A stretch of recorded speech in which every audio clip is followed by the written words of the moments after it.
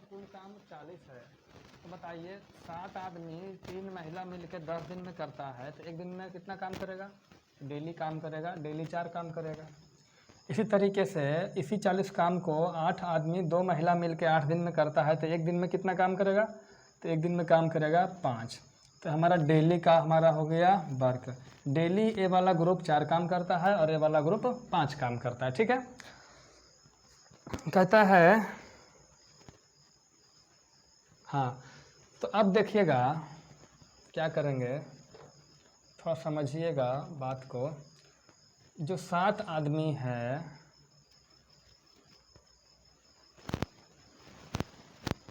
और 3 महिलाएं हैं, डेली 4 काम करती है, और यहाँ पर 8 पुरुष और 2 महिलाएं डेली 5 काम करती है। तो हम क्या करेंगे, सबसे पहले देखिए टोटल का क्षमता हो गया 4 का, 4 काम प्रतिदिन, 5 काम प्रतिदिन। तो हम क्या करेंगे, महिलाओं का और पुरुष का, खास करके पुरुष का हम क्षमता निकाल लेंगे कि एक पुरुष डेली कितना काम करेगा। तो 12 दिन में कितना काम कर लेगा, 12 दिन है कि 12 पुरुष है, 12 पुरुष कितना काम कर लेगा, और उसके बाद टोटल काम में उसका परसेंटेज निकालेंगे। नहीं समझ में आया कोई बात नहीं, जितना समझा रहे हैं इतना पहले कीजिए। तो 7 पुरुष 3 महिला 4 काम डेली करता है और 8 पुरुष 2 महिला डेली 5 काम करता है। ठीक है, सबसे पहले हम क्या करेंगे, यहाँ से काटेंगे। क्या 2 समीकरण हो गया, W देखिए 2 है, यहाँ 3 है। इसमें हम क्या करेंगे, इसमें हम 2 से गुना कर देंगे, इसमें हम 3 से गुना करेंगे। पूरे में 2 से गुना करेंगे, 7 दूनी 14 M हो जाएगा, प्लस 3 दूनी 6W हो जाएगा, 4 दूनी 8। यहाँ गुना करेंगे तो 8 तिया 24 M और 2 तिया 6 महिला हो गया, 5 तिया 15। सही है जी। अब क्या करेंगे, घटाएंगे। जब घटा देंगे तो W से W कट गया, हमारा क्या बच्चा, 14 में से 24 गया, -10 M बराबर 8 में से 15 गया, -7 है ना, माइनस से माइनस कटा तो M बराबर हो गया 7/10। तो एक एक आदमी 7/10 काम करेगा, है ना। तो 12 आदमी कितना काम करेगा, तो 12 गुने 7/10 काट दिए, 6 दूनी 12, 5 दूनी 10, तो 12 आदमी जो है आपका वो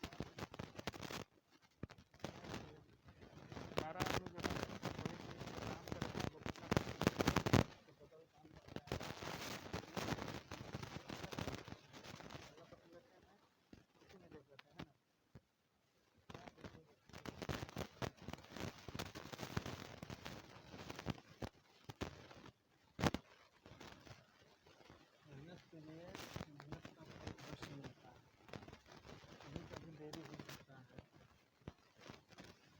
क्योंकि जो देर आता है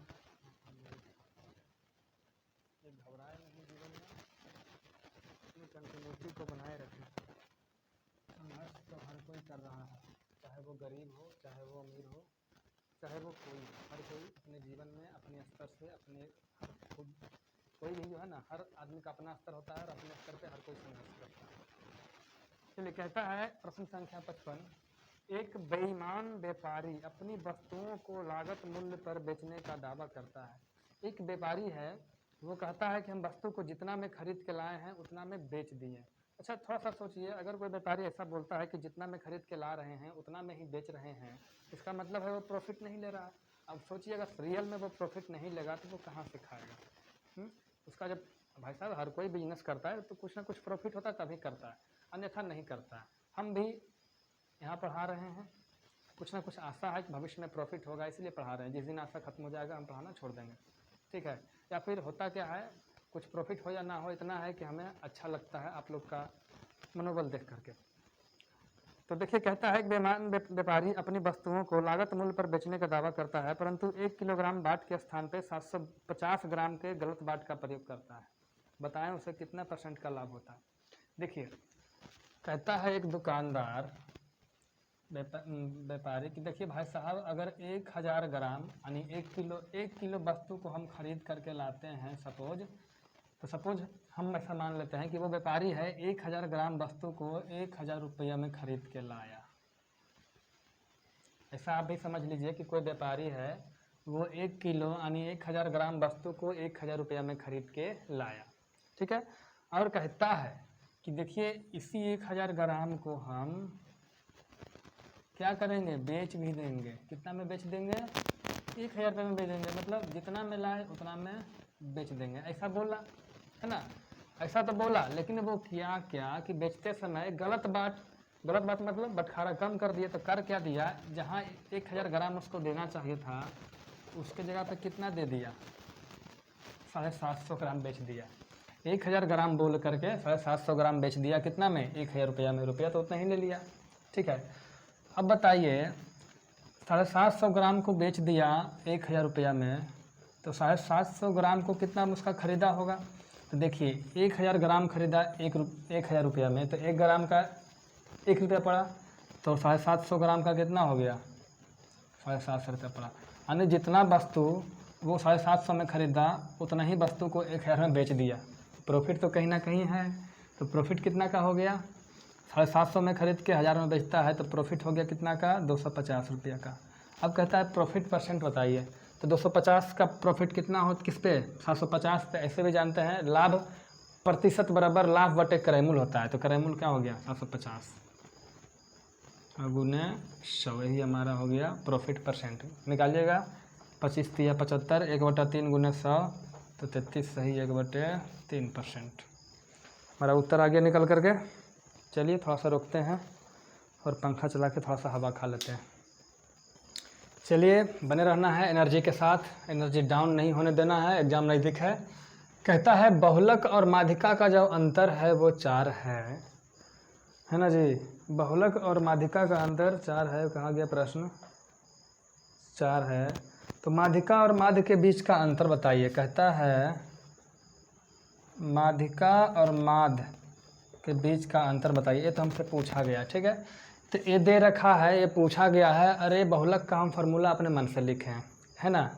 तो देखिए हम यहाँ से अगर माध्यिका का मान हम मान लेते हैं x, तो बहुलक का मान कितना होगा, तो बहुलक बराबर हो जाएगा x + 4, माध्यिका इधर जाएगा तो प्लस में हो जाएगा, तो x + 4, कोई दिक्कत नहीं। तो जो बहुलक यानी x + 4 है, बहुलक बराबर क्या होगा, 3 गुने माध्यिका, तो 3 गुने माध्यिका x, तो क्या हो गया 3x, है ना। और -2 गुने माध्य हो गया, तो 2 गुने माध्य को हम माध्य ही लिखते हैं, कोई दिक्कत नहीं है। अब देखिए 2 गुने माध्य को इधर लाएंगे तो 2 गुने माध्य रह जाएगा हमारा प्लस में, माइनस था इधर प्लस हो गया। इसको इधर भेजेंगे तो इधर 3x बचा पहले से, इसको भेजेंगे तो -x - 4, तो 3x में से x गया, क्या बचा 2x - 4, ठीक है। अब पूछता क्या है, यही पूछ रहा है कि माध्यिका माइनस माध्य, तो माध्यिका हमारा कितना है, तो माध्यिका हमारा हो गया x, गलत हो गया जी, ठीक तो है। हाँ अब हमें माध्य पहले ज्ञात करना। देखिए 2 गुने माध्य है, ठीक है, तो हमको पहले माध्य ज्ञात करना है। तो माध्य बराबर क्या होगा, देखिए यहाँ से लाएंगे, माध्य बराबर क्या होगा, 2x - 4/2, 2 कॉमन लेंगे तो x - 2/2 हो गया, 2 से 2 कट गया, तो क्या बचा x - 2। अब हमको निकालना है माध्यिका माइनस माध्य, तो माध्यिका कितना है, तो माध्यिका का मान x है, अब माध्य का मान है x - 2, घटा दिए तो x - x minus +2, x cut गया, क्या बचा हमारा 2 है भाई साहब, मुर्गी नहीं है, 2 है। तो हमारा आ गया माध्यिका माइनस माध्य, यानी माध्यिका और माध्य का जो डिफरेंस आया वो हमारा 2 आ चुका है। प्रॉब्लम है नहीं, चलिए प्रॉब्लम नहीं है तो आगे बढ़ते हैं। चलिए देखिए प्रश्न दे रखा है, कहता है 2a + b बटे a + 4b का मान 3 है, तो इसका मान बताइए। देखिए यहाँ पर एक चीज़ ध्यान रखिएगा, एक होता है वेरिएबल, वेरिएबल का मतलब होता है चर, चर मतलब जिसका मान हमेशा चलता रहे, यानी जिसका मान बदल सके। जैसे मतलब जो भी बीजगणित में हम लोग x, y, a, b, c मानते हैं वो सब क्या है, चर है ना। कभी a का मान कुछ और आता है, कभी कुछ और आता है, कभी कुछ और आता है, ठीक है। तो हमारा चर हो गया। तो देखिए वेरिएबल कितना है, चर हमारा 2 है, a और b, और समीकरण कितना है, 1। ये समीकरण है, कुल मिला के समीकरण 1 है। तो 2 वेरिएबल 1 समीकरण है, तो हम a और b का सेपरेट मान नहीं निकाल सकते हैं। अगर इस कंडीशन में सेपरेट मान पूछ दिया जाए तो हम फंस सकते हैं, वैसे इस कंडीशन में नहीं बनेगा, ठीक है। लेकिन यहाँ सेपरेट मान थोड़ी ना पूछा है, तो यहाँ बन जाएगा। तो हम क्या करेंगे, इस 3 को 3/1 करेंगे, तिरछा गुना करेंगे तो हो जाएगा 2a प्लस b बराबर 3a प्लस 4 12b। कोई दिक्कत है, हाँ।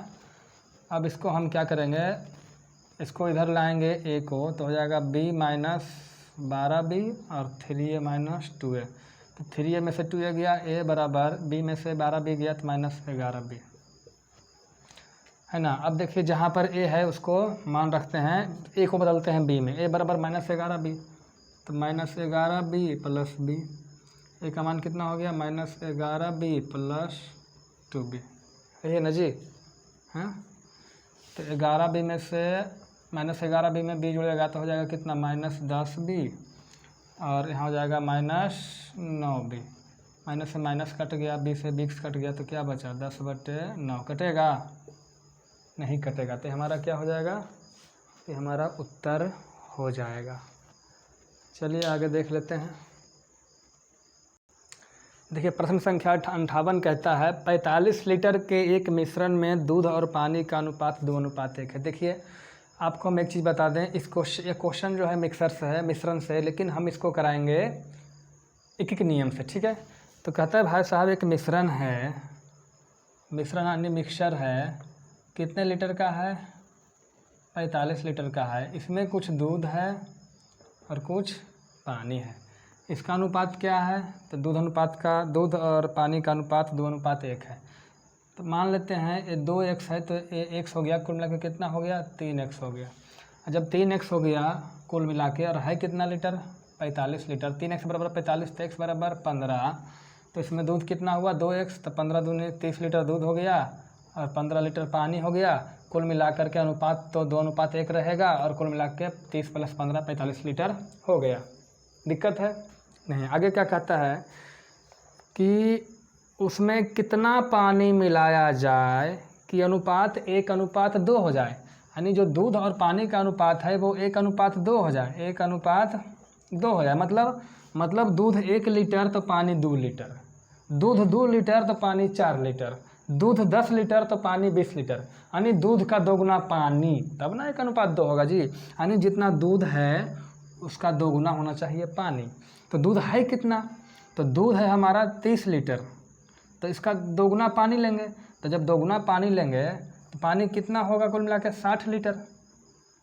दूध अगर 30 लीटर है तो पानी कितना होगा, 60 लीटर। देखिए दूध नहीं है, इसमें दूध नहीं मिलाना है, पानी मिलाना है। इसका मतलब हुआ दूध जो है पहले से वही रहेगा, यानी पहले से 15 लीटर दूध है, वही 15 लीटर दूध अब भी रहेगा, लेकिन पानी को इसमें हमें ऐड करना है। लेकिन कितना ऐड करना है नहीं पता। तो इतना पता है कि ऐड करने के बाद 60 लीटर होना चाहिए क्या, पानी। क्यों, क्योंकि 30 लीटर पानी है, 30 लीटर दूध है, तो 60 लीटर पानी होना चाहिए, तभी अनुपात 1:2 आएगा, है ना जी। 30 दूना 60, यहाँ 1 है तो 2 है, यहाँ 30 है तो यहाँ 60 है। अब बताइए पानी पहले से 15 लीटर है, इसको बनाना है 60 लीटर, तो कितना लीटर पानी मिलाना पड़ेगा हमको, तो हमें मिलाना पड़ेगा 45 लीटर पानी, है ना। तो कहता है यही तो पूछ रहा है कि कितना लीटर पानी मिलाना चाहिए, तो 45 लीटर पानी मिला दो। दिक्कत है, चलिए इसको मिटाते हैं। चलिए देखिए प्रश्न संख्या 59 कहता है, ये प्रतिशत का प्रश्न है। कहता है एक कर्मचारी के वेतन से घर का किराया के रूप में 10% निकाला जाता है। देखिए वेतन से 10% घर का किराया निकालिए, शेष बचा उसका 15% बच्चों की शिक्षा पे खर्च कीजिए, और जो शेष बचा उसका 10% कपड़ा पे खर्च कर दीजिए। इतना कर देने के बाद आपके पास बचता है 1377 रुपया, 1377 रुपीज़। तो उसका मूल वेतन कितना था, ठीक है। तो हम मान लेते हैं कि उसका वेतन था 100 रुपया। क्या था भाई साहब, 100 रुपया। क्वेश्चन काफ़ी इजी है, अगर फर्स्ट टाइम बना रहे हैं थोड़ा सा आपको प्रॉब्लम हो सकता है, लेकिन बाकी सब इजी। तो कहता है कि जितना वेतन है उसका 10% ले लीजिए क्या, किराया। तो 10% का मतलब होता है 1/10, है ना जी। मतलब हुआ कि 10% अगर किराया ले लिए तो बचा कितना हमारा 90%, तो 90% बचा। ठीक है, अगर फर्स्ट टाइम बना रहे हैं तो हम इतना थोड़ा सा डिटेल जा रहे हैं, लेकिन अगर आप हमारा परसेंटेज का वीडियो देखे हुए होंगे तो उसके लिए अलग तरीका बताएंगे। तो 10% खर्चा कर दिया किराया पे, बचा कितना, तो जितना वेतन था उसका 90% बचा, अब इतना बचा हुआ है। अब कहता है शेष का, तो शेष हमारे पास इतना है, इसका 15% खर्च कर दिया शिक्षा पे, तो 15% शिक्षा पे खर्च कर दिया तो बचा कितना 85%। अब हमारा जो बचा हुआ था उसका 85% बचा हुआ है। इसके अलावा जो शेष बचा, शेष इतना ही बचा, उसका 10% खर्च कर दिया कपड़ा पे, तो 10% कपड़ा पे खर्च कर दिया तो बचा कितना 90%, और बचा कितना 1377 रुपया। आप इसको सॉल्यूशन करें, कोई दिक्कत नहीं है। चलिए इसको सॉल्यूशन कर देते हैं। तो 100 गुने यहाँ हो जाएगा 90/100, यहाँ हो जाएगा 85/100, यहाँ हो जाएगा 90/100 बराबर 1377। कर लेंगे, कर लीजिएगा, ठीक है। चलिए हम इसको थोड़ा सा यहाँ से दूसरा तरीका ले रहे हैं। तरीका क्या है, तरीका वही है, समझने का थोड़ा सा तरीका अलग हो जाएगा। देखिए क्या, देखिए मान लेते हैं उसका मूल वेतन 100 रुपया है, तो कहता है 10% वो खर्च कर दिया, तो 10% खर्च कर दिया, तो 10% मतलब क्या हुआ, 10 में से 1 खर्च कर दिया तो बचा कितना, तो 9/10 बचा। कोई दिक्कत। अब कहता है इतना बचा, इसका 15% शिक्षा पे खर्च कर दिया, तो 15% का मतलब होता है 3/20, यानी 20 में 3 खर्च कर दिया तो बचा कितना 17/20 बचा। कोई दिक्कत नहीं।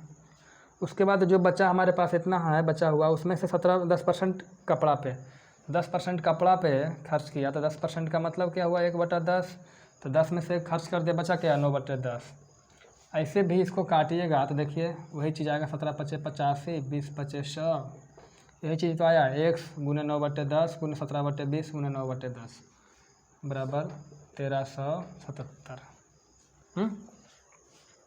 इसको काट देंगे, देखिए काटिए कैसे कटेगा, 17 से काटेंगे, 17 8 6 3 से, 17 एकम 17 81, 9 9 81, 81 से 81 कट गया, तो हमारा जो x बराबर हो जाएगा 20 गुने 10 200 गुने 10 2000, तो x बराबर हो गया 2000 रुपया, यानी उस आदमी का सैलरी था 2000 रुपये मात्र। ठीक है, तो अगर आपको इस तरीके से समझ में नहीं आता है, ये उसी के लिए है जो हमसे पढ़ चुका है परसेंटेज, अन्यथा आप इस तरीके से भी समझ सकते हैं इसको। ठीक है, जो नहीं पढ़े हैं उनको ये मेथड बहुत हार्ड लग सकता है, लेकिन जो पढ़े हुए हैं हमारे तरीके से उनके लिए ये मेथड बहुत आसान लगेगा। ठीक है, तो अगर आपको भी पढ़ना है तो आप जाके पढ़िए, प्लेलिस्ट में जा कर के परसेंटेज का टोटल क्वेश्चन करवा दिया गया है, आप देख सकते हैं। आगे देखते हैं। देखिए जो अगला प्रश्न है वो है एवरेज यानी औसत से। इसको हम 2 तरीके से करेंगे, एक तरीका सबके लिए जो सबको समझ में आएगा, पूरा डिटेल में जाएगा। दूसरा तरीका थोड़ा शॉर्ट लगेगा, लेकिन एक केवल उन्हीं को समझ में आएगा जो राकेश यादव सर से एवरेज पढ़ चुके हैं, या फिर मैं पढ़ाऊँगा डिटेल में वहाँ पढ़ेंगे तब। ठीक है, अन्यथा पहला तरीका सबके लिए है। वो देखिए, कहता है किसी बल्लेबाज की 40 पारियों का औसत 50 है। भाई साहब 40 पारियों का औसत 50 है तो कुल कितना रन हो जाएगा, तो 40 पारियों का औसत 50 है तो कुल मिलाकर गुना कर देंगे तो कुल 2000 रन हो गया। ठीक है, अब कहता है इसमें से अगर 2 पारी को निकाल दिया जाए, 2 पारी कौन कौन, अधिकतम यानी मैक्सिमम यानी हाईएस्ट, और न्यूनतम यानी मिनिमम, हाईएस्ट और लोवेस्ट यानी निकाल दिया जाए, तो जो शेष 38 पारी का औसत कितना हो जाएगा 48, तो 38 पारी का औसत कितना हो जाएगा 48, तो कुल कितना हो जाएगा 1824। अब देखिए ये टोटल था, तो इसको घटाएंगे तो हमारा क्या बचेगा, तो हमारा बचेगा जो शेष 2 को जो निकाले हैं कौन कौन, एक हाईएस्ट और एक लोएस्ट पारी, वो दोनों बच जाएगा, तो उन दोनों का मान कितना हो जाएगा, तो एक मुश्त हो जाएगा, घटा करके कितना हो जाएगा 40 पारी में से 38 पारी गया तो 2 पारी बचा हाईएस्ट और लोएस्ट, घटाएंगे तो हो जाएगा 176। अब कहता है कि अधिकतम और न्यूनतम, अधिकतम पारी है वो न्यूनतम पारी से 172 ज़्यादा है, 172 रन ज़्यादा है। 172 ज़्यादा का मतलब क्या हुआ, मतलब ज़्यादा मतलब हुआ, ज़्यादा का मतलब हुआ कि अधिकतम और न्यूनतम का जो डिफरेंस है वो 172 है। तो अधिकतम पारी का स्कोर क्या होगा? तो यहाँ से अधिकतम भी पूछ सकता है और न्यूनतम भी पूछ सकता है। तो अधिकतम निकालने के लिए क्या करेंगे, दोनों को जोड़ करके 2 से भागा देंगे, यानी 176 प्लस 172/2 करेंगे। और न्यूनतम निकालने के लिए दोनों को घटा करके 2 से भागा देंगे। तो दोनों को घटाएंगे, दोनों को घटा के 2 से भागा देंगे तो 176 माइनस 172/2। तो 76 में से 72 गया, क्या बचा जी? 176 में से 172 गया, 4 बचा, तो 4/2 क्या हो जाएगा? 2। यानी लोएस्ट कितना है? न्यूनतम 2 है। तो जब न्यूनतम 2 है भाई साहब, तो इसको आप इधर से भी निकाल सकते हैं, या फिर पहले न्यूनतम निकाल लीजिए और फिर यहाँ से निकाल लीजिए अधिकतम। तो अधिकतम कितना हो जाएगा? 176, और यहाँ न्यूनतम 2 प्लस में इधर जाकर माइनस घटेगा तो क्या हो जाएगा? 174। ये सभी के लिए था, ठीक है, मिटा दें। अब चलिए एक तरीका और समझ लेते हैं, ये उनके लिए है जो फिर से बता दे रहे हैं, राकेश यादव सर से क्लास करके पढ़ चुके हैं, उनका तरीका एक अलग थोड़ा सा हमको लगा, ठीक है, उनके लिए। बाकी जनरल सबके लिए था, वो हम बता ही दिए। देखिए कहता है 50 पारी है, जिसमें से 38 पारी, एक सबसे हाईएस्ट पारी और एक सबसे लोएस्ट पारी। तो 38, 39, 40 टोटल का औसत कितना है? 50 है। कोई दिक्कत नहीं। अगर इन दोनों को बाहर निकाल दिया जाए तो इनका औसत क्या बचा? तो इनका औसत बचा 48। अब देखिए यहाँ से कंपैरिजन करेंगे, भाई साहब ये जो 48 है 50 से कितना कम है? तो कितना कम है? 2 कम है। तो प्रत्येक पारी में 2 कम, तो 38 पारी में, तो 38 गुना कितना हो गया? 76 कम। अब इधर 76 कम है तो इधर क्या होगा हमारा? 76 जुड़ेगा इन दोनों में, इन दोनों के मामले में क्या हो जाएगा हमारा? 76 जुड़ेगा। अब 76 जुड़ेगा, ये देखिए 76 जुड़ेगा, ठीक है। तो यहाँ औसत है तो यहाँ भी औसत निकालेंगे, तो ये तो हाईएस्ट और लोएस्ट का योग हो गया, मतलब योग मतलब इतना जुड़ेगा। इधर देखिए बैलेंस करने के लिए सर का तरीका है, वो हम डिटेल में बताएंगे। यहाँ माइनस है तो यहाँ प्लस होगा, समझते जाइए। अब देखिए 2 यहाँ हाईएस्ट और लोएस्ट 2 पारी है तो 2 से भागा देंगे तो क्या हमारा बचा? प्लस 38। अब जब प्लस 38 आया तो यहाँ पे 38 को जोड़ दिए तो क्या आया? 88।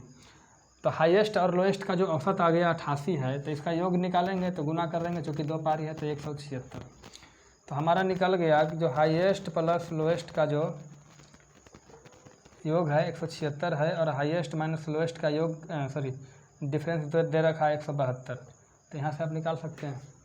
समझ में आया तो ठीक, नहीं समझ में आया तो परेशान होने की बात बिल्कुल नहीं है। इसको समझिए, पहला तरीका भी हम बता चुके हैं। चलिए आगे देखते हैं। प्रश्न बड़ा आसान है। प्रश्न संख्या 61 कहता है कि 2 संख्याएं, ठीक है, एक का एक 93 है, दूसरा नहीं पता। तो 2 संख्या में से 2 संख्याओं का जो एलसीएम है एचसीएफ का 12 गुना है, और एलसीएम एचसीएफ का योग 403 है। तो दूसरी संख्या बताइए। तो आसान कितना, ये देखिए जो हमारा एलसीएम है वो 12 एचसीएफ के बराबर है, कोई दिक्कत नहीं। यहाँ पे मान रखते हैं एलसीएम का, एचसीएफ रह देते हैं, एलसीएम को बदलेंगे एचसीएफ में तो क्या हो जाएगा? एचसीएफ प्लस 12 एचसीएफ, कुल मिला के एचसीएफ प्लस 12 एचसीएफ कितना हो गया? 13 एचसीएफ बराबर कितना हो गया? 403। तो एचसीएफ का मान कितना हो जाएगा? 13 से इधर जाके भागा देंगे तो 403/13, तो 13 तिया 39, 13 एकम 13, 31 हो गया। तो एचसीएफ कितना हो गया? 31। तो जब एचसीएफ 31 हो गया तो हमारा एलसीएम कितना हो जाएगा? तो 12 गुने 31, ठीक है। तो 12 गुने 31 हो गया, यानी 12 एकम 12, 12 तिया 36, 372। कोई दिक्कत है? हाँ। अब हमें दोनों संख्या निकालना है, या फिर इसको ऐसा ही रहने देते हैं। तो हम एक चीज़ जानते हैं भाई साहब, इसको एक संख्या दे रखा है 43, है ना, यही ना। तो हम जानते हैं कि एचसीएफ और गुने जो एलसीएम होता है वो वही होता है जो दोनों संख्याओं का गुणनफल का मान होता है। तो एचसीएफ का मान कितना हो गया? 12 गुने 31। एलसीएम का मान 12 गुने 31। एक संख्या कितना है? 43 है कि 93 है? 93 होगा, 93 है। तो बी का मान निकालिए, कोई दिक्कत है? 31 तिया 93, 3 से काटेंगे तो 3 चौके 12। तो बी बराबर क्या हो गया? 31 गुने 4, 1 चौके 4 और 3 चौके 12, 124। कहाँ दिक्कत है? चलिए एक अगला प्रश्न लेते हैं। अगला प्रश्न है पाइप और टंकी का, नल और टंकी का है, जिसमें हमको कुछ फॉल्ट दिख रहा है प्रश्न में, कुछ क्लियर नहीं समझ में आ रहा। हो सकता है कहीं मिस प्रिंटिंग हो, या हो सकता है मैं समझ नहीं पा रहा हूँ, इसलिए मैं उस प्रश्न को छोड़ता हूँ यहाँ पे, और प्रश्न संख्या जो उसका अगला होगा मैं उस पर आता हूँ सीधा। और वो प्रश्न है आपका इस प्रकार से, प्रश्न संख्या है 63। वो है ट्रेन वाला प्रश्न है, ट्रेन है ना, टाइम एंड डिस्टेंस का है, समय और दूरी का है, ठीक है। उसमें भी ट्रेन वाला प्रश्न है। कहता है एक ट्रेन एक बिजली के खंभे को पार करने में 10 सेकंड का समय लेती है। देखिए जब कोई ट्रेन बिजली के खंभे को पार करेगी तो कितना दूरी तय करेगी। तो देखिए ध्यान रखिएगा, खंभे का अपना कोई लंबाई नहीं होता है, खंभे की ऊंचाई होता है, ठीक है। तो कोई ट्रेन जब किसी खंभे को पार कर रही है तो जो ट्रेन डिस्टेंस चलेगा पार करने में, वो खुद ट्रेन खुद की लंबाई को ही जब पार कर, मतलब जितना उसका लंबाई है उतना दूरी ही तय करेगा, तो वो खंभे को पार कर जाएगा। देखिए ध्यान रखिएगा, जब कोई ट्रेन किसी आदमी को पार करे, ध्यान रखें आदमी स्थिर हो, या कोई पोल को पार करे, पोल भी स्थिर रहता है, ठीक है। और फिर कोई वैसा चीज़ को पार करे जिसका खुद की लंबाई ना के बराबर हो, ठीक है। तो इस कंडीशन में ट्रेन जो दूरी तय करता है पार करने में, वो खुद की लंबाई के बराबर पार करता है, ठीक है। खुद की बराबर की दूरी तय करता है पार करने में। तो जो ट्रेन की लंबाई जो पार कर रहा है, तो दूरी बराबर क्या होगा, चाल गुने समय। तो ट्रेन का चाल तो हमको पता नहीं है, तो ट्रेन का चाल मान लेते हैं x, तो चाल गुने समय 10 सेकंड में पार किया, तो x गुने 10, कोई दिक्कत नहीं। दूसरा कंडीशन कहता है कि यही ट्रेन जब 250 मीटर लंबे एक प्लेटफॉर्म को पार करती है तो 15 सेकंड लेती है। देखिए तो जब प्लेटफॉर्म को पार करेगी भाई साहब, तो प्लेटफॉर्म का तो अपना लंबाई होता है, तो इसमें से दो तरह का दूरी वो चलेगा। एक ट्रेन खुद की दूरी, खुद की लंबाई के बराबर की दूरी को तय करेगा, और साथ साथ 250 मीटर लंबे प्लेटफॉर्म को भी पार करेगा, तब जाके वो प्लेटफॉर्म को पार कर पाएगा। तो दूरी बराबर हो गया चाल, तो चाल हमारा क्या हो गया x, समय कितना हो गया 15। कोई दिक्कत है? कोई दिक्कत नहीं। तो ट्रेन की लंबाई बराबर हो गया 10x, तो यहाँ पर हम कर देंगे 10x प्लस 250, यहाँ हो गया 15x। इसको इधर घटाएंगे तो 5x बराबर 250, तो x बराबर क्या हो गया 50, x बराबर क्या हो गया 50। तो ध्यान रखिएगा ये सेकेंड में था, ये समय क्या था हमारा सेकेंड में था, ये भी सेकेंड में था, ये हमारा मीटर में था। तो हमारा जो चाल आएगा वो क्या आएगा, मीटर पर सेकेंड में आएगा। कहीं कोई दिक्कत है? मीटर पर सेकेंड में नहीं आएगा जी। अरे यहाँ देखिए 250 मीटर था, ये सेकेंड था, ये सेकेंड था, तो हमारा चाल भी क्या आएगा मीटर पर सेकेंड में आया है। अब उत्तर या तो मीटर पर सेकेंड में देगा तो इतना होगा, अगर इसी को चाहें तो आप किलोमीटर पर घंटा में बदलिएगा तो 50 गुने 18/5 करेंगे, तो 5 दहें के 50, 180 किलोमीटर पर घंटा। कहीं कोई दिक्कत? तो उत्तर आपका होगा किलोमीटर पर आवर में, तो यही होगा। कहीं किसी को परेशानी होनी नहीं चाहिए। चलिए अगला प्रश्न लेते हैं, जो है चक्रवृद्धि ब्याज का। वीडियो रोकेंगे नहीं, क्योंकि रोकने के बाद हमें खुद परेशानी होता है।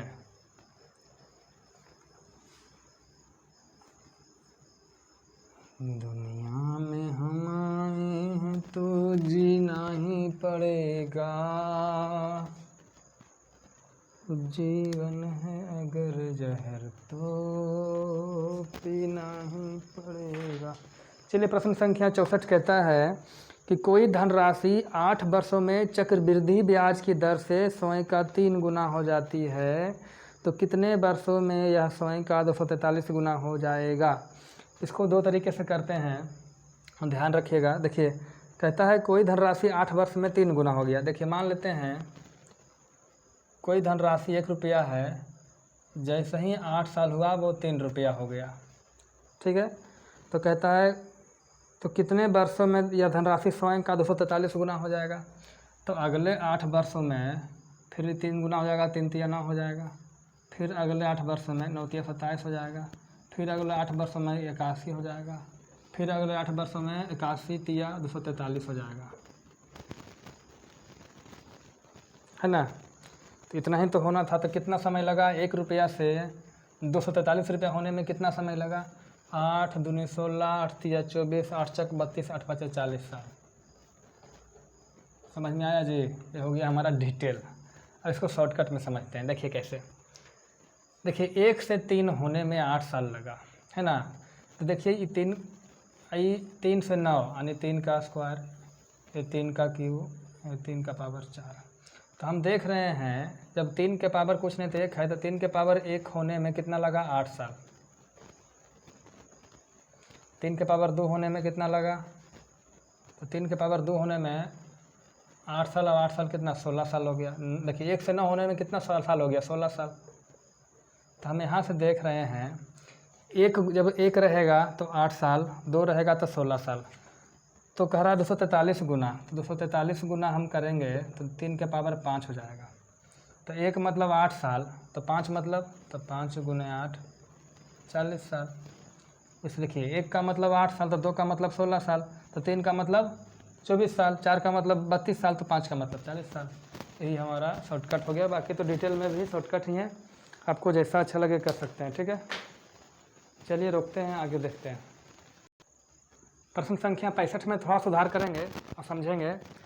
कहता है किसी धनराशि पर 4 साल में 33 सही 1/3% की वार्षिक चक्रवृद्धि ब्याज की दर से चक्रवृद्धि ब्याज 350 रुपया है। ठीक है, इसमें थोड़ा सा छूटा हुआ चक्रवृद्धि ब्याज, इसलिए इसमें प्रॉब्लम हो सकता है। तो ध्यान रखिएगा, समय 4 साल है, 33 सही 1/3% रेट है, और जो 350 दे रखा है वो चक्रवृद्धि ब्याज है। देखिए क्या क्या दे रखा है। वो है समय 4 साल है, रेट है 33 सही 1/3%, और जो हमारा CI है वो है 350 रुपया। ठीक है। तो कहता है आप इसमें हमको प्रिंसिपल बताइए, मूलधन बताइए। तो पहले रेट को 33 सही 1/3% जो परसेंट में है इसको बदलेंगे भिन्न में, तो क्या हो जाएगा? 3/4। इसका मतलब क्या हुआ कि अगर पहला साल 3 रुपया है तो वो अगला साल 4 रुपया हो जाएगा, फिर अगला साल 3 से 4 हो जाएगा, फिर अगला साल 3 से 4 हो जाएगा, फिर अगला साल 3 से 4 हो जाएगा। अरे कब तक होते रहेगा? तो 4 साल है तो 1 साल, 2 साल, 3 साल, 4 साल तक होते रहा। तो हमारा कुल मिला के मूलधन कितना हो गया? 3 तिया 9 तिया 27 तिया 81 रुपया हमारा मूलधन हो गया। देखिए ये हमारा मूलधन हो जाता है और ये हमारा मिश्रधन हो जाता है। तो मिश्रधन कितना हो जाएगा? 4 चौके 16 चौका 64 चौका 256। अब 81 रुपये से 256 रुपया हो गया, तो ब्याज कितना लगा? तो इसको क्या करेंगे? घटा देंगे। तो घटाएंगे तो आएगा 150 रुपया, यानी 150 यूनिट जो आया। देखिए ये सब तो हम खुद से माने हैं तो यूनिट हो गया। तो जो 150 यूनिट हो गया हमारा ब्याज हो गया। और जिसे हम 150 कह रहे हैं वो है कितना? नहीं सॉरी 175 होगा। जिसे हम 175 कह रहे हैं वो है कितना? 350, यानी 1 यूनिट का रुपया, 1 यूनिट 2 रुपया। ठीक है। तो कहता है मूलधन बता दो। तो मूलधन कितना हो गया? 81 यूनिट, तो 81 गुने 2 रुपया यानी 162 रुपया। बोलेगा भाई साहब बता दो हमको मिश्रधन। तो 256 यूनिट, 1 यूनिट 2 रुपया, 256 गुने 2 512 रुपया। जो पूछा आप यहाँ से निकाल सकते हैं। चलिए दिक्कत है। चलिए अगला प्रश्न त्रिभुज से है, इसको मिटा लेते हैं टाइम को बचाते हुए, वीडियो रोकते हैं। देखिए प्रश्न संख्या 66 कहता है कि त्रिभुज PQR में PQR 90 डिग्री है। देखिए समझिएगा, त्रिभुज बना लेते हैं। कहता है जो 90 डिग्री है वो कौन है? PQR। तो हमारा ये Q हो जाएगा, ये हमारा P हो जाएगा, ये हमारा R हो जाएगा। ठीक है। कहता है PQ 5 है, ये 5 सेंटीमीटर है, QR 12 सेंटीमीटर है, तो हमारा PR क्या होगा? तो PR बराबर क्या होगा सर जी? तो PR स्क्वायर बराबर क्या होगा? देखिए ये हमारा लंब हो गया, ये हमारा आधार हो गया, हमारा कर्ण हो जाएगा। तो ये 5 है, ये 12 है, तो ये कितना होगा? हमारा 13 होगा। कैसे कि हम जानते हैं कर्ण का स्क्वायर बराबर लंब का स्क्वायर प्लस आधार का स्क्वायर। ठीक है। तो कर्ण का स्क्वायर बराबर लंब का स्क्वायर 5 5 25, आधार का स्क्वायर 12 12 144, गुना करेंगे जोड़ेंगे 169 आएगा। तो कर्ण स्क्वायर बराबर 169, तो कर्ण बराबर हो जाएगा √169 बराबर 13। तो ये तो उनके लिए हैं जो एकदम से नहीं कुछ जानते हैं उनके लिए। बाकी जो जानते हैं 5 12 तो 13 होगा ही होगा। कोई दिक्कत है? 12 का स्क्वायर कीजिए, 5 का स्क्वायर कीजिए, जोड़ करके वर्गमूल निकालिए, हमारा कर्ण आ जाएगा। चलिए अगला देखिए, कहता है कि दो पासे को एक साथ फेंके जाने पर ऊपर आने वाली संख्याओं का योग 9 होगा, इसकी क्या संभावना है। प्रायिकता मतलब होता है संभावना, पॉसिबिलिटी। ठीक है, तो देखते हैं। सबसे पहले हम ज्ञात करेंगे कुल कितनी संभावनाएं बन सकता है। जब हम दो पासे को फेंकेंगे तो हम पासा मतलब, अरे भाई साहब पासा जो लूडो खेलते हैं ना, छक्का, छक्का नहीं सर जी, अरे उसको पासा बोलते हैं। ठीक है, डाइस। तो जो एक देखिए कुल कितने संभावनाएं होगी, दो पासा को एक बार फेंक रहे हैं तो हम जान रहे हैं एक पासा में कुल 6 डिजिट होता है, दूसरे पासा में भी कुल 6 डिजिट होता है। तो कुल मिला के टोटल से कुल संभावनाएं हैं, कुल संभावना, कुल कितने पॉसिबिलिटी होंगे, तो कुल जो पॉसिबिलिटी होगा वो होगा 36। अब कैसे होगा, तो आप क्या कीजिए, दो पासा लीजिए और फेंक करके देखिए बारी बारी से, समझ में आ जाएगा। 36 टाइप से, मतलब 36 डिफरेंट टाइप्स बन सकते हैं। ठीक है, तो कुल संभावना हो गया 36। अब कहता है कि 9 आने की प्रायिकता, तो 9 आने की प्रायिकता, अब देखिए दो पासा को फेंक रहे हैं तो ऊपर में क्या क्या आ जाए ताकि वो 9 हो जाए। ठीक है, तो हो सकता है कि पहला में 1 आ जाए तो दूसरा में क्या आना चाहिए कि 9 हो जाए, तो दूसरा में 8 आना चाहिए तब ना 9 होगा जी। तो बताइए पहला पासा में तो 1 आ सकता है, लेकिन क्या दूसरा पासा में कभी 8 आ सकता है? नहीं आएगा। देखिए पहला पासा मान लो सपोज 1 आ गया, तो दूसरा में क्या आना चाहिए ताकि 9 हो जाए, तो 8 आना चाहिए। तो पासा में जानते हैं 1 से लेकर 6 तक होता ही है, तो 8 आएगा कहाँ से? इसका मतलब ये तो संभव है नहीं, इसका मतलब ये नहीं बनेगा। तो ऐसा हो सकता है कि पहला पासा में 3 आ जाए, दूसरा में 6 आ जाए, पहला में 4 आ जाए, दूसरा में 5 आ जाए, है ना जी, तभी ना जोड़ करके 9 होगा। या फिर पहला में 6 आ जाए, दूसरा में 3 आ जाए, या फिर पहला में 4 आ जाए, दूसरा में 5 आ जाए। यही 4 संभावनाएं हैं जिसमें कि जो दोनों का योग 9 हो सकता है। तो कुल 4 संभावनाएं हैं कितने में? 36 में। तो 36 में 4 ही तो हमारा क्या है? प्रोबेबिलिटी है, 1/9। प्रोबेबिलिटी मतलब होता है संभावना, संभावना यानी पॉसिबिलिटीज। ठीक है, चलिए रुकते हैं और आगे प्रश्न देखते हैं। 2 प्रश्न जल्दी करते हैं। एक प्रश्न 68 और 69, 70 हम नहीं बताएंगे, बाकी 70 आप खुद कीजिएगा। देखिए क्या है, कहता है नदी के एक किनारे पर खड़ा हुआ एक व्यक्ति दूसरे किनारे पर खड़े एक वृक्ष की चोटी को देखता है। देखिए नदी है, हम फिगर के माध्यम से समझते हैं। देखिए ये पेड़ है, ठीक है, ये पहला किनारा हो गया और ये नदी का दूसरा किनारा हो गया। तो यहाँ से यहाँ मान लेते हैं, यहाँ से एक आदमी जो है, देखिए ये हो गया हमारा नदी, यहाँ से लेके यहाँ तक क्या हो गया? नदी। ठीक है, तो यहाँ से एक व्यक्ति अगला, देखिए नदी के ई पट्टी से ऊ पट्टी देखा एक पेड़ है। अब पेड़ के जब कोना पे देखा, यहाँ पे फुलंगी पे, तो जो कोण बना वो बना आपका कितना डिग्री का? 60 डिग्री का। ठीक है, अब कहता है किनारे से 36 मीटर और अधिक दूरी जाने पे, ये भी किनारा है नदी के ऊ पट्टी और ई पट्टी, यहाँ से जब 36 मीटर दूरी गया, कितना मीटर? 36 मीटर। उसके बाद जब पेड़ को देखा तो ये जो कोण बना वो बना 30 डिग्री का। ठीक है, तो कहता है नदी की चौड़ाई बताओ, यानी ये बता दो। तो हम यहाँ नाम देते हैं ABCD। नदी की चौड़ाई मतलब क्या? तो नदी की चौड़ाई तो ही हमारा हो गया BC, बता दो भाई साहब, BC बराबर 8। ठीक है, तो हमारा डेटा दे रखा है यहाँ 36 है, तो यहीं से बढ़ाते हैं। तो हम कैसे बढ़ेंगे ये देखिएगा, हमें चाहिए BC। तो हम जानते हैं हमें तो कर्ण से कोई लेना देना है नहीं, तो किससे चाहिए? हमें लेना देना है लंब से और आधार से। तो हम tan, लंब आधार किस में होता है? tan में। तो हम जानते हैं tan 30 डिग्री बराबर क्या होगा? तो tan 30 का मान होता है 1/√3। और tan थीटा बराबर क्या होगा? तो tan 30 का मान होगा लंब बटे आधार। लंब कितना? AB, आधार कितना? BD। ठीक है, तो BD को हम क्या लिखेंगे? तो BD को लिखेंगे BC प्लस CD। CD का मान 36, BC को मान लेते हैं X। क्या मान लेते हैं इसको? X। तो X प्लस 36। ठीक है, कोई दिक्कत है? तो यहाँ से हो जाएगा, इसको रहने देते हैं। ठीक है, आगे फिर देखते हैं, फिर निकालते हैं tan 60। तो tan 60 का वैल्यू क्या होगा? √3/1। और tan 60 बराबर क्या होगा? AB/BC। AB/BC का मान कितना है? X है। कोई दिक्कत है? तो यहाँ से √3 गुने X बराबर हो गया AB। ठीक है, तो हम क्या कर लेते हैं, चलिए इसको हम रखते हैं और इससे आगे बढ़ते हैं। तो हम क्या होगा 1/√3, ए बी का मान कितना हो गया √3 गुने एक्स, √3 गुने एक्स बटे एक्स प्लस 36। तिरछा गुना करेंगे तो √3 गुने 3, √3 गुने √3 3 हो गया, 3x बराबर तिरछा गुना होगा तो x प्लस 36, x जाएगा तो क्या बचेगा 2x बराबर 36। तो x बराबर क्या हो गया 18। तो x बराबर क्या हो गया सर जी 18 मीटर। तो नदी की लंबाई यही तो है 18 मीटर। अब बोलेगा कि आप पेड़ की ऊंचाई बताओ, तो पेड़ की ऊंचाई ए बी बराबर क्या हो गया √3 गुने एक्स। तो √3 गुने 18 क्या हो जाएगा 18√3। दिक्कत है जी, हमें तो यही चाहिए था ना, नदी की चौड़ाई चाहिए BC, वो आ गया 18 मीटर। ठीक है, चलिए एक अगला प्रश्न लास्ट है, देख लेते हैं। देखिए भाई साहब, प्रश्न आपके सामने है, कहता है एक समबाहु त्रिभुज है। समबाहु त्रिभुज मतलब तीनों भुजा बराबर है, यानी एक की लंबाई ए है तो इसकी भी लंबाई ए होगी, इसकी भी लंबाई ए होगी।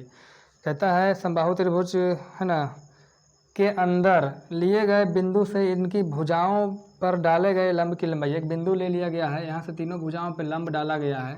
एक का लंबाई 2√3 है, 3√3 है, 5√3 है। त्रिभुज का परिमाप ज्ञात करें, पेरीमीटर ज्ञात करें। तो ध्यान रखिएगा समबाहु त्रिभुज का जो ऊंचाई होता है उसका फार्मूला होता है √3/2 गुने भुजा। समबाहु त्रिभुज का ऊंचाई निकालना हो तो क्या होता है √3/2 गुने भुजा, कहीं कोई दिक्कत नहीं है। और एक बात ध्यान रखिएगा, इस कंडीशन में जो समबाहु त्रिभुज का ऊंचाई होता है वो तीनों लंब के योगफल के बराबर होता है। तीनों लंब का योग के बराबर होता है, यानी जो h होगा तीनों लंब का योग 2√3 प्लस 3√3 प्लस 5√3, यही इसका जोड़ के बराबर होगा। तो जोड़ देंगे 2 3 5 5 10√3 हो गया हमारा। ठीक है, और समबाहु त्रिभुज का जो हाइट है यानी 10√3 बराबर है √3/2 गुने ए का। कोई दिक्कत, √3 से √3 कट गया तो ये बराबर हो गया 10 × 20। तो कहता है परिमाप ज्ञात करो। तो एक भुजा परिमाप मतलब 3 गुने ए, तो 3 गुने 20 कितना हो गया 60। 60 क्या हो गया इंच, तो इंच से सेंटीमीटर, सेंटीमीटर और मीटर तो मीटर, सेंटीमीटर में था तो हो गया सेंटीमीटर में। अगला प्रश्न संख्या 70 कहता है 1500 छात्रों से के उस, देखिए क्या क्या है भाई साहब, बता ही दे छोड़ दें। 1 घंटे से ऊपर का क्लास हो गया, पता नहीं। अब देखिए आपको जो वीडियो मिलेगी ना वो अल्टरनेट डे में मिलेगी। ठीक है, हमारे पास नेट का प्रॉब्लम था जो कहीं ना कहीं कुछ हद तक सोल्व हो गया है, पूरी तरीके से तो नहीं लेकिन हो गया है। तो क्या हो गया देखिए, अगर आज हम लेकर के आए हैं आपके लिए सेट प्रैक्टिस ग्रुप बी का, तो कल लेकर के आएंगे एडवांस मैथ और परसों लेकर के आएंगे अंक गणित। ठीक है, इसी तरीके से अल्टरनेट एक दिन का गैपिंग चलेगा, बाकी दिन ऐसे ही चलेगा। ठीक है, कहता है एक विद्यालय में 1500 छात्रों में से उसके आगमन के वाहन के बारे में पूछा गया तो एक चार्ट मिला। तो वो कितने देखिए 1500 छात्र हैं, इसमें पूछा गया, अरे भाई साहब लीजिए बना देते हैं आपके कहने पे। तो ये हो गया हमारा 150 डिग्री, 30 डिग्री, 120 डिग्री और 60 डिग्री। ये हो गया हमारा कार, ये पैदल आने वालों की संख्या है, ये बस से आने वालों की संख्या है और ये हमारा साइकिल से आने वाले की संख्या है। ठीक है, तो कहता है कि कितने छात्र साइकिल से आते हैं। तो कितने छात्र साइकिल से आते हैं 60 डिग्री। तो 60 डिग्री बराबर क्या होगा, सबसे पहले देखिए कुल मिला के कितना डिग्री होता है। तो देखिए कुल मिला के एक गोला में जोड़िएगा तो भी उतना ही आएगा, ऐसे भी जब कुल मिलाएंगे तो 360 डिग्री होता है। ठीक है, तो हम जानते हैं 360 डिग्री कुल स्टूडेंट हैं और कुल हैं कितने 1200 या 1500, 1500 छात्र। तो 360 डिग्री जिसे हम बता रहे हैं वो 1500 छात्र हैं। तो 1 डिग्री बराबर क्या होगा 1500/360। 0 से 0 कटा, 6 से 36 से काटेंगे, रहने दीजिए ना। 1 डिग्री बराबर हो गया 150/36। तो कहता है साइकिल से आने वालों की संख्या कितने डिग्री है, 60 डिग्री। तो 60 डिग्री, तो 1 डिग्री बराबर कितना हो गया, 150 गुना 150 बटे 36। तो 60 डिग्री बराबर 60 से गुना कर देंगे, 6 छक 36, 6 दहेंगे 60, 6 से काटेंगे 25 छक्का 150, अरे भाई साहब 25 दहेंगे 250, यानी 250 जो है विद्यार्थी वो कहाँ से आते हैं, साइकिल से आते हैं। बोलेंगे कार से कितने आते हैं, तो 150 में इससे गुना कर देंगे। पैदल कितने आते हैं, तो गुना कर देंगे। 26 जो पूछा गुना कर देंगे। ठीक है, दिक्कत है तो पूछिएगा, मेरे ख्याल से दिक्कत तो नहीं होना चाहिए, ये सब ये आसान प्रश्न थे। और हाँ, अल्टरनेट डे में वीडियो जाएगी और क्लास अब डेली होगा। सप्ताह में 2 गो सेट प्रैक्टिस आएगा, 2 गो अंक गणित का वीडियो आएगा और 2 वीडियो एडवांस मैथ्स का आएगा। प्रयास करेंगे अंक गणित में 10 क्वेश्चन हो और एडवांस मैथ्स में भी 8-10 क्वेश्चन हो। ठीक है, वो टाइमिंग पे डिपेंड करता है, वो हम जो भी वीडियो बनाएंगे वो 45 या 50 मिनट का रहेगा, उससे आगे का नहीं होगा। चाहे उसमें कितने ही क्वेश्चन हो जाए, चाहे 1 क्वेश्चन हो या 10 क्वेश्चन हो, 40 से 50 मिनट का वीडियो रहेगा। ठीक है, तो हम मिलते हैं नेक्स्ट क्लास में, तब तक के लिए जय हिंद जय भारत।